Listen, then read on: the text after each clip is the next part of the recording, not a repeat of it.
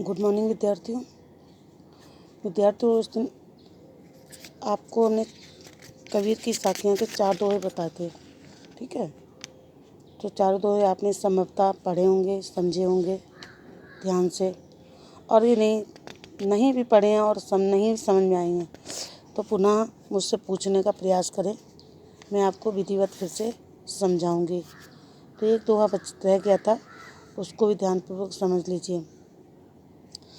जग में बैरी कोई नहीं जो मन शीतल होए, जग में बैरी कोई नहीं जो मन शीतल होए, या आपा को डार दे दया करे सब कोय। देखिए भावार्थ ध्यान से समझिए। यहाँ पे कबीरदास जी ने मनुष्य को अपने घमंड को त्याग कर सबसे मधुर वाणी बोलने की शिक्षा दी है, ठीक है। क्या दी है? कहते नहीं, मीठा बोलिए, ऐसी वाणी बोलिए मन का आपा कोय, औरर को शीतल करे आपो शीतल होए, है ना। कि वाणी में हमेशा क्या होना चाहिए? मिठास होनी चाहिए, है ना। तो वही बता रहे हैं कि जग में बैरी कोई नहीं जो मन शीतल होए। कहने का भाव क्या है कि कबीरदास का मनुष्य को उसका घमंड त्यागने की शिक्षा देते हुए कहते हैं कि इस संसार में कोई मनुष्य किसी का जन्म से दुश्मन नहीं है।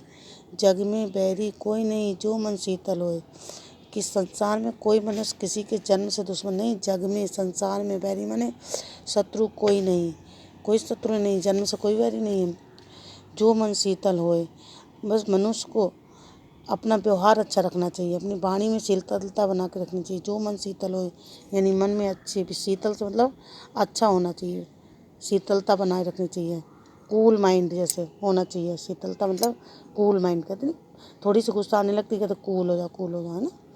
तो शीतलता, जो मनुष्य अपने धन बल या आपा को डाल दे दया कर सबको। अब क्या करें कि जो मनुष्य अपने धन बल सत्ता आदि का घमंड अपने मन में नहीं रखते हैं, अर्थात अपना घमंड त्याग कर दूसरों के साथ मधुर व्यवहार करते हैं, उन पर हर कोई दया करने को तैयार रहता है।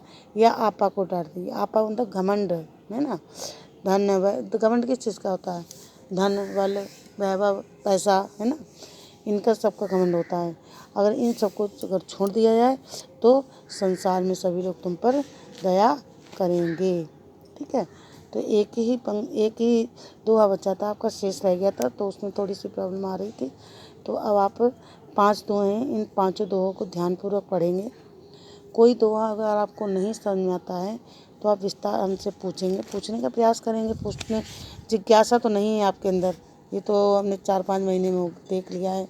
पता नहीं कि किस प्रकार की जिज्ञासा आपकी चल रही है, ये मुझे नहीं पता है, लेकिन आप लोगों में जिज्ञासा नहीं है जानने की, ये मैंने समझ लिया है। नहीं तो ऑनलाइन में जिज्ञासा होती है कि हम पूछें कि हमको ये नहीं समझ में आया क्या कहना चाहता है, लेकिन जिज्ञासा नहीं है। चलिए कोई बात नहीं है तो नहीं, अब क्या कर सकते उसमें।